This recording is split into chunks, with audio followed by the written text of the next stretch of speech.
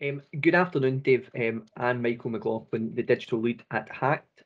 We've been working with Vericon on our Launchpad platform to support them to work better and more innovatively with the social housing sector, something which I know that Vericon are massively keen on. And I know through the partnership working with City Plumbing, it's given them a real foundation to do so. I suppose first it'd be good if you could introduce yourself, and then we can just go through a few points about the importance of the technology in this type of area and how you find working with organisations like Vericon to support both implementation of technology but also increase tenant outcomes. Yeah, no problem. Yeah, so nice to meet you, Michael. So my name's Dave Griggs. I work for a company that no one will have heard of, which is the Highbourne Group, of which City Plumbing is the main brand that people will know. And my role is I sit on the senior leadership team, but I'm responsible for the running of the spare parts division, heading up a number of other brands as well. So Direct Heating Spares is part of our business, and National Shower Spares, who are both experts in their field at providing repair solutions for showers, bathrooms as well in National Shower Spares case, but also heating in terms of gas boilers and some of the newer technologies that we're starting to see in the marketplace as well. So very much a specialist area, and one that within the City Plumbing business we've been focusing on really for about the last 15 years. I've not been doing it that long. I have been in the group for longer than that, but ultimately I've only been in this role for about 2.5 years. And in that time, it's become really clear that the market has an opportunity to do better. And the technology that's been developed in our daily lives, not just in this sector, is really going to enable us to make it more sustainable, which is really important, but also to provide better solutions to tenants, which stop them having a situation where it's cold outside, the heating's not working, there's no hot water, there's no heat, and the living conditions aren't what we would want to live in or expect others to live in. And actually, connected technology makes it possible that we don't have to continue having those situations. You'll have probably seen in your own personal life that the journey of owning a car and it breaking down, and then you calling the AA and them coming out and fixing it, has changed to the point where we don't see many cars breaking down anymore because they tell us they're going wrong before they go wrong. And I think what Vericon and others in that sector are doing will enable us to take that journey into the social housing and household market, not just social housing, to make it easier for homes to be heated consistently at the best cost as well, because if it's running more efficiently, it's costing less money to run. And also to enable us to make sure that if it does go wrong, we can join it back up with our supply chain where we can provide the parts to get that repair done as quickly as possible, hence meaning that the heat is restored or the hot water is restored, ideally same day, but absolutely worst case scenario next day, because we're not dealing with the high volumes of work that come through during cold spells and having a limited number of engineers that can get out to do that work. And so I think that there's some real benefits of embracing technology rather than continuing what we've had for the last 50 years. So that excites me. And yes, a pleasure to meet you today, and really looking forward to seeing how we can articulate what I think we can get from this. Absolutely. No, great. I think you make some great points about the increasing technology, just providing such wider opportunities to look at not just increasing efficiencies, but to increase the outcome for people's lives, which I suppose ultimately with the social purpose of social housing organisations is really aligned, and maybe we'll pick up on this as we go through, but in terms of how they understand or procure such technology, or even contractors like yourselves, how that aligns with those values, and will be driven forward. I suppose we work with a lot of organisations who think about the ability that tech provides to collect a lot more data. We've also got a lot more regulation in the Building Safety Act, which is currently passing the kind of healthy homes, but also tenant satisfaction measures that the housing regulator has released this year, allied to obviously the kind of net zero carbon goals. I suppose what we're thinking is technology is a great opportunity to tell us more about the properties, about the condition of the properties, and maybe the lives within that, to do some of those things you spoke about, you know, the kind of predictive repairs, understanding when they're going to break, what we need to replace, and doing that in a timely fashion. I suppose what I would keen to pick up on initially is just from your side of things, how do you see connected technology supporting, I suppose, kind of predominantly thinking city plumbing, but anyone across your group's ability to better serve social housing organisations and their tenants?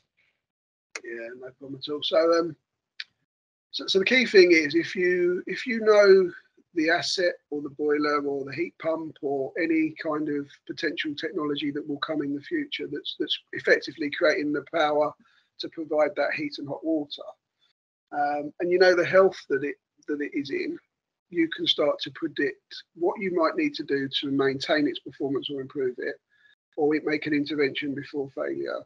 And ultimately, if it is going to go wrong because you can't prevent the failure, you can get the availability of the right parts closer to the area where they're needed, so that they can be readily available to be installed by the engineer, should that be the outcome that you need to pursue. And without knowing how the system's performing, we are blind. As a supplier of spare parts, we know that there are boilers out there that have high demand when it gets cold for certain parts, and we can put stock in our central distribution and in our branches to try and be ready for what might happen. But we have no insight into when that's going to happen or what part of the country that's going to happen in. When you monitor the system, you can see the trend, and you can start using that data to understand what it's going to do.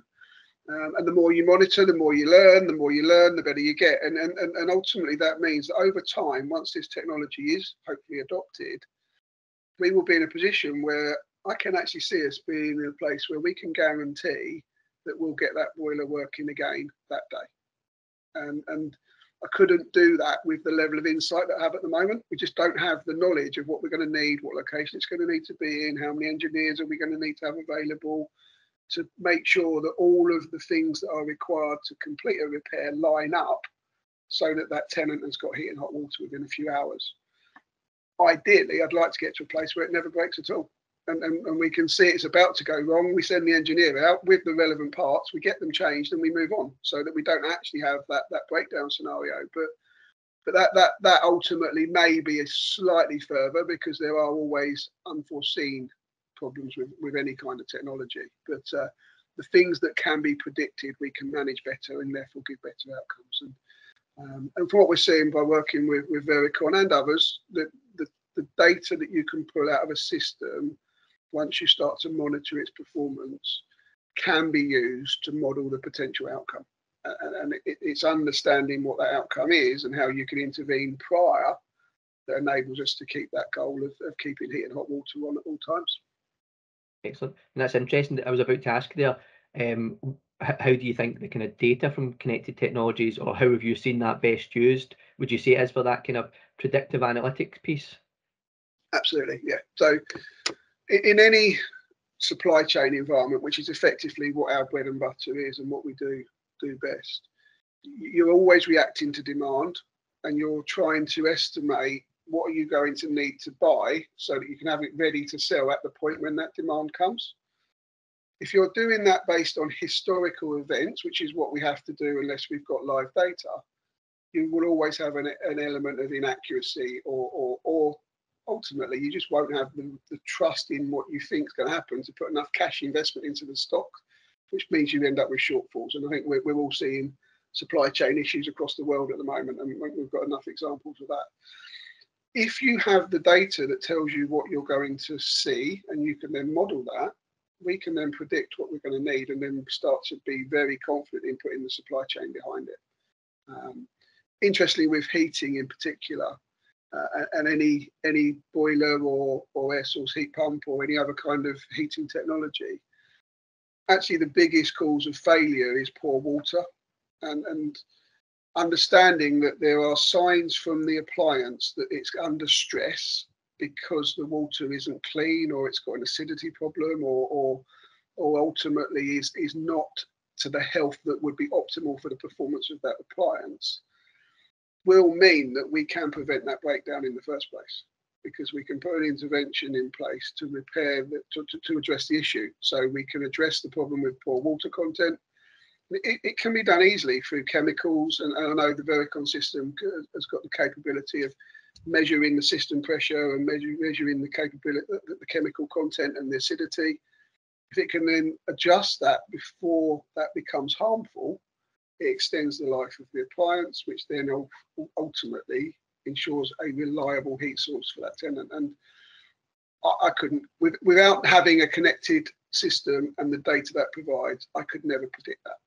You would be in a place where you would have to be sending engineers into properties more often than is even feasibly possible, doing physical tests to understand the condition of the system, and it just wouldn't be cost effective, and there's not enough engineers in the UK to do it. So it really is a game changer. It's going to enable us to drive efficiency through the data that we're able to see at the click of a button using the internet at the end of the day. So it's the way forward, and I'm really pleased to see it's not just Vericon. There are others out there trying to solve this problem, because I think it's such a big change in the industry that if it was only one person or one business trying to do it, we probably wouldn't get to where we want to get to. But because everybody is now starting to see the benefit and others are trying to work at similar solutions, I think the industry will be able to provide that right level of scale of solutions that are fit for purpose and will enable us all to get the benefits in relatively short order. But the key thing is getting the social landlords and housing associations to adopt the technology so that we can start to see the benefits, and that's clearly where the focus is right now. Absolutely. I think what we see is that landlords understand the benefit of connected technology to an extent, and I know there's some research that's been out there about what IoT they've considered and what they've actually used, and for me there's still a huge discrepancy there. I think there's a building and understanding that some of those reasons you gave of, you need to have less visits, so therefore it's cheaper, but it's actually more energy efficient, more kind of carbon neutral as well. But I think there's still a slight disconnect about implementation. So I was just quite keen to pick your brains about what do you think is holding back implementation across particularly social housing, but housing as a whole. So outside of social housing, I'm not sure it's hit the main agenda yet. Okay. And a part of that's possibly the way in which Vericon and ourselves are attacking this, in that we know we're trying to change a mindset, and ultimately for a homeowner who is standalone on their own with one system, they can manage that themselves relatively easily because they live in the property and they have access to, they can hear the noises, they can hear the problems that are coming up and then react to them as they experience them. And if they've got the right service cover through an annual service visit and a policy maybe with one of the insurance companies to make sure they've got a repair policy if it's needed, they can manage the outcomes themselves. In terms of social housing, that's not true. The tenant doesn't have the ability to manage the outcome. It's all reliant on the provider to provide the technology and the ongoing service and repair of that technology to drive the outcome, in that they've got heat and hot water available when they need it. And therefore, we see it easier to get the principle adopted within the landlord market. And then we think that will then be easily transferable into the wider homeowner market. In terms of why it's not being adopted, I think it comes down to cash and concerns. The reality is this kit doesn't come for free. It's highly expensive to manage and maintain that data. So therefore there is an ongoing revenue for the Housing Association to pay out in terms of the ongoing data management fees. And there's also a cost of buying and installing the kit that provides the solution and gives you that data. And I think there's a reluctance. I'm definitely seeing a reluctance to say, I see the value and I'm going to invest. But there's lots of customers that are doing trials and trying to prove that value. But ultimately, I think it's still coming back to a cash decision at this point in time. which isn't necessarily the wrong thing. There's a lot of cash that could be spent on lots of great causes across the whole sector. I know that, but ultimately you don't want to prevent the benefits that this will create just because of cash. And it's our job to start helping the social housing providers to understand that if they can get through the cash question, they can then start to release the benefits. And in the long run, that will pay back, not just in tenant experience and living conditions and lower carbon emissions and lower energy costs, but in that they'll need less engineers, they'll need less resource to manage failures, there'll be less pressure on those teams, which will enable them to be more proactive. And ultimately that will lead to a reduction, or probably more correctly, a stabilisation of engineer costs. Because the bigger thing that's coming our way is there are not enough engineers to go around. And therefore what we're seeing, particularly when it's very cold, is that it can be 4 or 5 days before a heating system is repaired. And I don't think that's right. I don't think that's an acceptable outcome for a tenant in a property.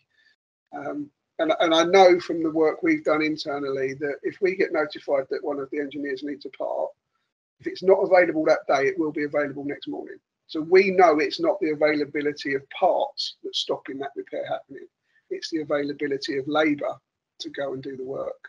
And ultimately, we live in a climate where 2 or 3 times a year we'll get very low temperatures, we'll get a high level of failures, which means we have a high level of tenants that will have poor living conditions for a number of days. And I'd rather be in a position where there are enough engineers to cope with that demand, and therefore the tenant has got that repair absolutely when they need it, or even better, as I said earlier, it doesn't break in the first place because we've been in a week before and we fixed it and we've stopped that from happening. But people don't see the value of that additional cash outlay just yet, and we need to help them see that. I mean, I think there's a whole lot to unpick there. I think that where I would start would be, I think you're absolutely right, and I think it's about supporting social housing organisations make that business case, so that could be, you know, how long does it pay for itself? Look at the savings you're making in having more data, having more accurate data, having better decision making, accurate cyclical maintenance programs. You know, less visits by engineers, less things breaking down, as you know, the point you make about when the RAC come out. It's far cheaper for them to come out or for you to fix a problem before it happens than to replace a boiler, for example. And I think that there's another part to it. It's about, yes, financially that stacks up, and I know, having seen some of Vericon stuff, that they've got some really kind of basic, straightforward business cases.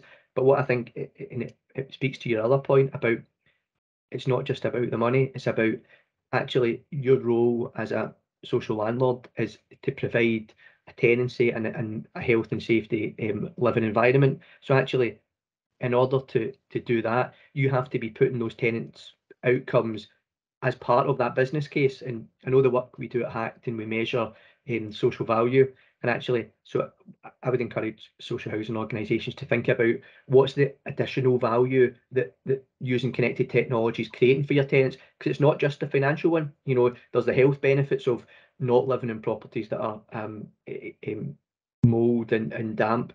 Also, that anxiety of having problems fixed. If you've got a young family, for example, or elderly family, you don't want to go those 3-4 days without heating or hot water. And if we can stop that happening, you know, that the kind of well-being and mental health outcomes and improved.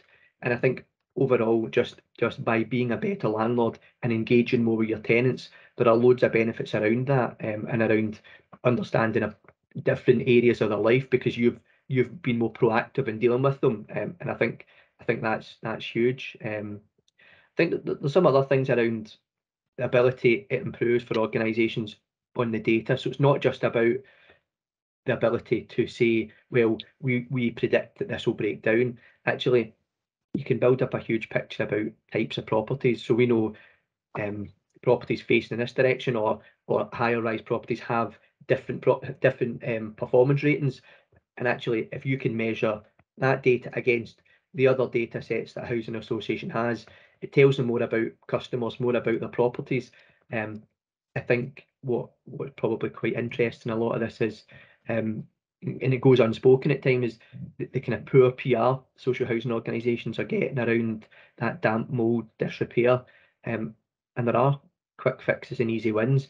Looking at the cost of an insurance claim, or how costly some kind of court cases or certainly bad publicity is. And there is cost applied to connected technologies, but I would suggest it's certainly not prohibitive of when you think about the business cases and the outcomes and the other money that's spent in this area. I certainly think there's huge areas that progress could be made for bigger adoption.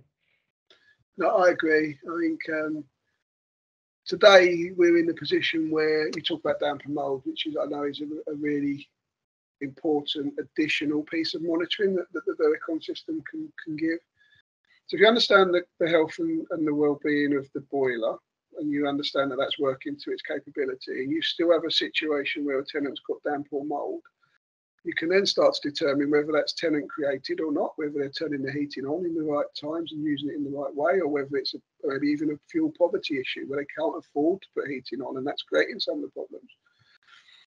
And ultimately, the outcome may well be that tenant gets desperate and makes a claim. That claim then gets paid out on, so there's legal costs and there's therefore compensation. It would be a whole lot better if that money was invested in preventing the problem happening in the first place, and giving everybody a better solution, including the landlord and the provider, but also the tenant, because we don't want to see people making claims because they're desperate. What we want to see is people getting the right conditions to live in, which drives them to think, I respect my landlord for doing a great job of giving me a home and giving me somewhere safe to live. And I know that I can afford to be here because I've got an efficient system that's driving the right level of heat into my property to keep my property in good condition. And there might be some broader issues that it flags up, that there's a problem with walls or damp or things that are infrastructure led. But at least then it's infrastructure led, so you can go and do something about it, rather than it's the heating system that's causing those issues. So I think getting into a situation where housing providers fully understand that they can change the future by investing in this data today, and not being scared of the fact that they're still paying out on the legal costs and they've still got the lawyers, realising that there might be a crossover of cost, but the medium-term outcome is that the tenant gets a better experience and the costs reduce considerably. That will come, and I think we're well on the way to getting a number of providers to see that. We're just not quite hit that tipping point yet where it's now becoming the norm. And I think as soon as we start to see proper business cases that show that this isn't a hypothetical, theoretical case anymore, we've actually got this case study which shows that if you go on this journey, this is how long it's going to take, these are the benefits you're going to get, this is the tenant experience that's going to be throughout that journey, and this is the improvements that the tenant will see at the end. I think we'll then get to a place where actually that tipping point will occur, and eventually it will just become the norm that every new system has a monitored system on it, and it is then what we do. I think in the short term there are some vulnerable tenants that we should really focus on, and I know that my sales team are working closely with the housing associations and their contractors that they work with to make sure they understand the benefits of monitoring their systems. And some are really keen and going quite quickly with exploring it. Some are not there yet, but we're not going to stop until we've got them to understand there's a real benefit. And I think that's really key right now. Is you're trying to change the way a sector works. You don't just say, I'd like you to change, and they change. You have to continue to lobby and continue to prove why this conversation needs to be given airtime and what the benefits of exploring it are.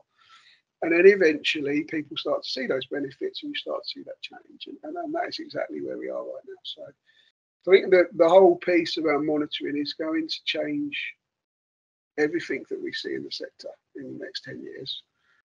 And actually there's a natural tipping point coming when we start going into energy efficiency product.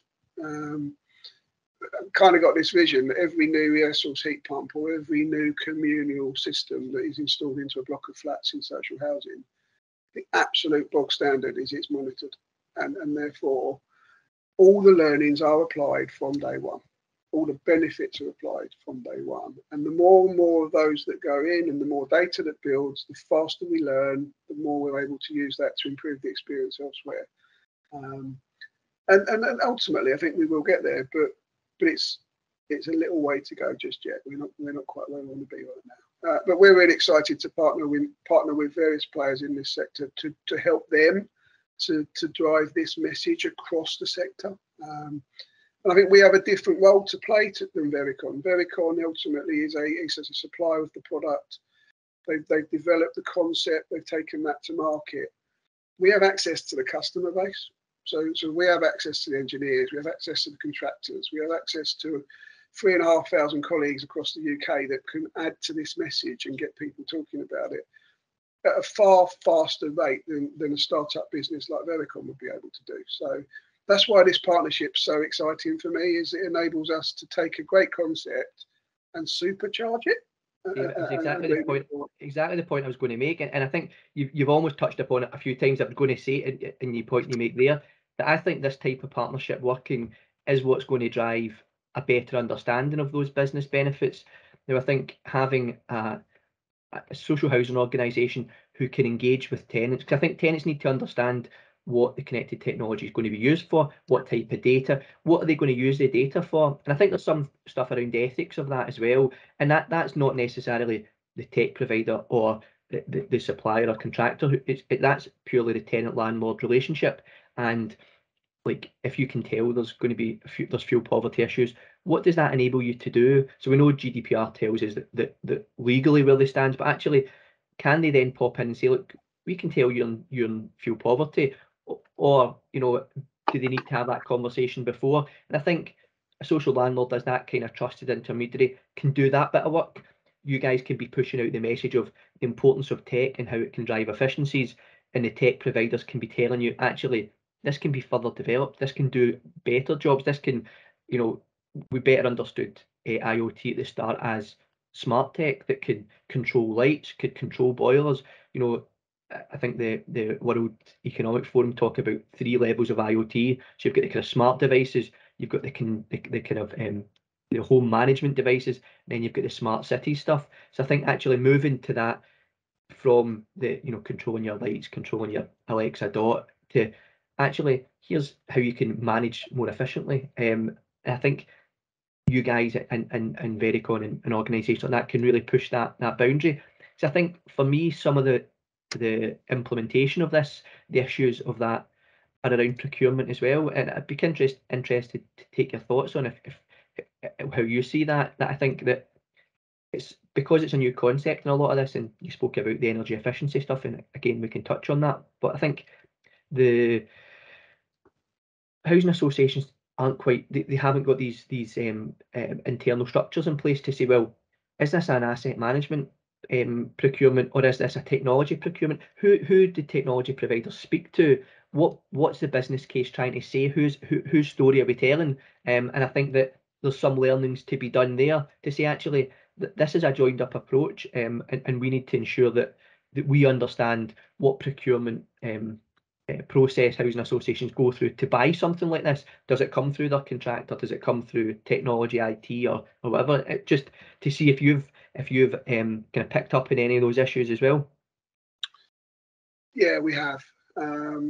So our core relationships, because of the way that the social housing sector tends to work, are quite heavily reliant on the contractors in the main. Although we do have some direct relationships with housing associations and social landlords where we provide their spare parts and their boilers, etc., directly. And I think that's part of the challenge here, is the way the finance flow between the social landlord and the contractor currently sits. It's the contractor that's got to do the work. It's the contractor that's got to install the technology, but the cash isn't flowing from the social landlord in the way that they would wish. Because a lot of the contractors are telling us, yeah, we'd happily install that. We know there's a problem with engineers. We don't want people shouting and screaming because they've not got heat. We want to keep people's homes heated with hot water, etc., etc. But we only get a certain amount of cash to provide a service. And therefore, unless the cash flow starts to change, we can't adopt. We then talk to the actual housing association or the provider, and they love the concept, but it then comes down to, well, how do we prove that? How do we see the benefits? When will we get our return on investment? what can you show us that gives us the confidence that we should go and put a rollout program together? And then more often than not, we end up with a small scale trial, and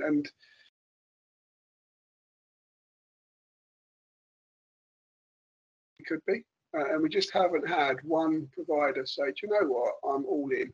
I understand the benefits. Let's just get on and prove this is the thing that's going to change this sector. And that's what I said earlier. I think that will come, but we're just not quite there yet. And therefore, we're not trying to change how a contractor procures on behalf of a provider.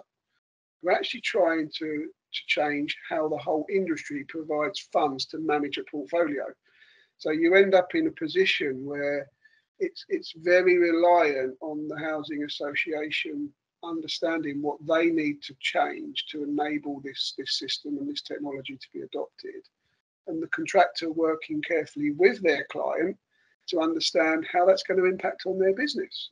There is a risk here that there might not need to be as many engineers employed in that sector in the long term. That is a risk to the contractor. So what we're seeing, I think, is a bit of contradictory policy, a bit of this could be bad for me, and I'm not quite sure that I'm therefore going to push it as hard as I should be, combined with a bit of uncertainty about where does the cash really come from? How do I procure this in the right way? And you could argue that it's a system technology investment, and therefore there's a pot of money for systems technology. Or you could argue that it's an asset investment into a property, and therefore there's a pot of money for assets and investment into that property.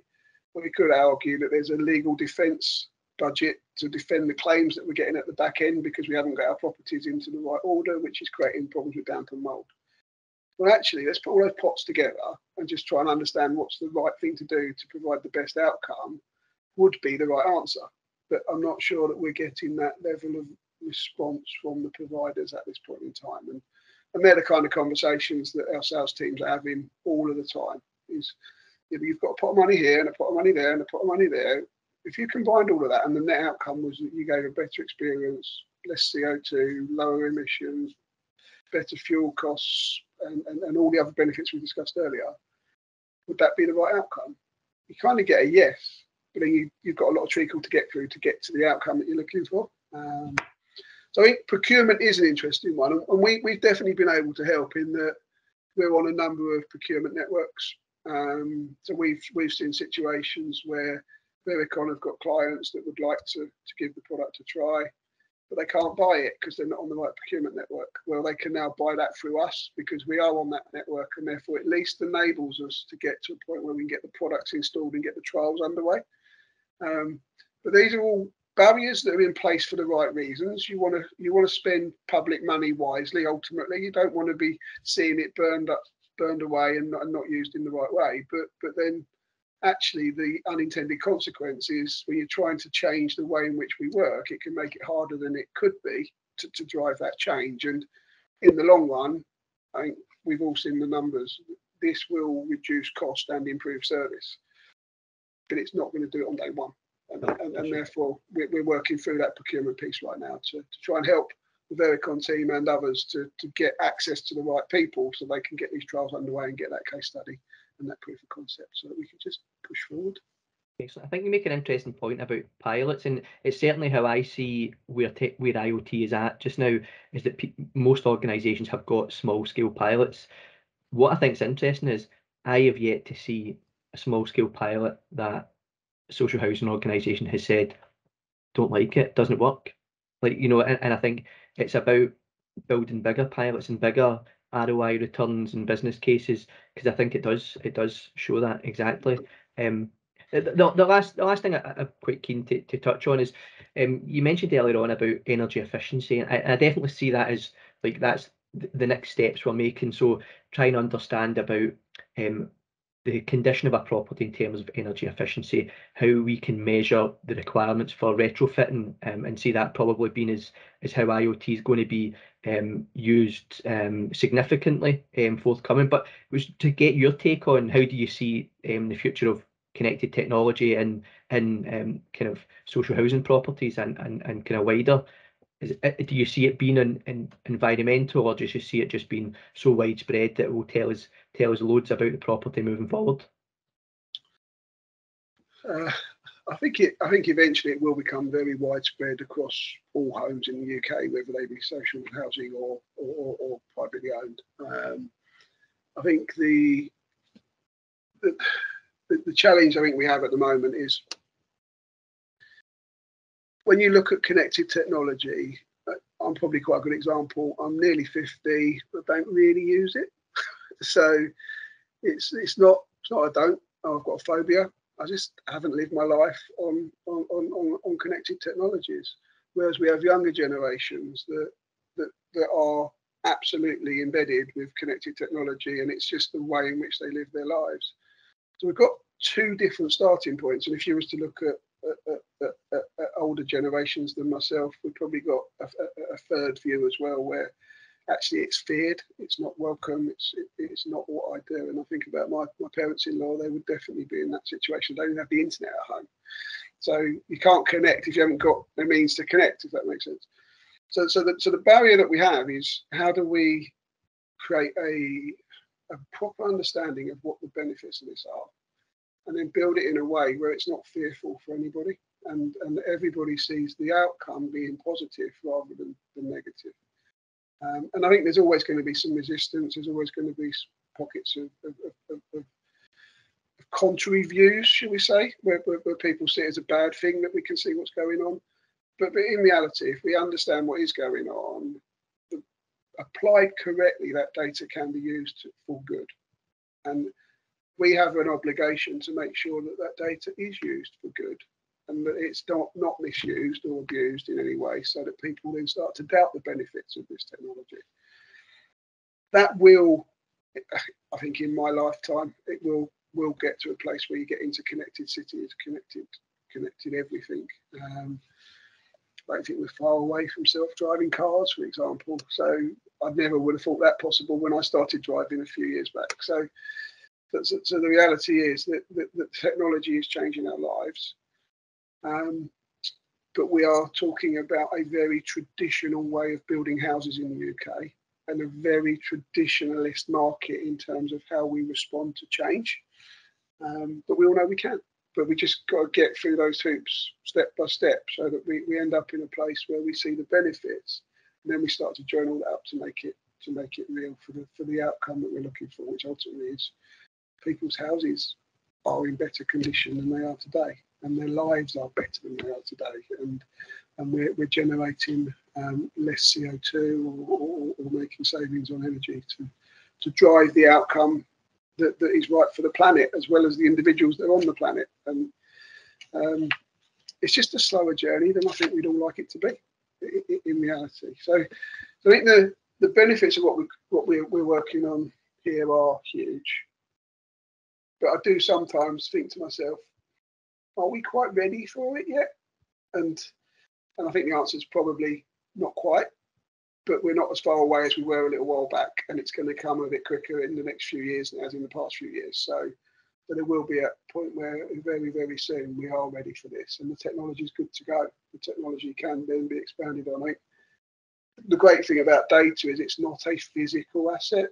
It can be stored in the cloud, for whatever the cloud is, and it can be used in a way which then enables it to add value without physically putting it into cars and lorries and moving it around. It can always be useful wherever it's needed. And I know that creates a bit of fear in some people because of the potential negative consequences that might result in. But used in the right way, it will make a big difference, I'm sure. Excellent.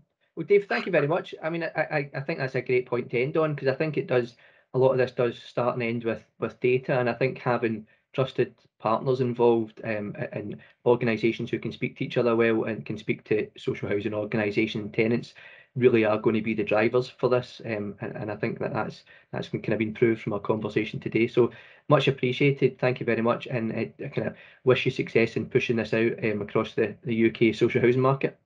Yeah, thank you. Thanks for your time, Michael. Appreciate it. Thank you.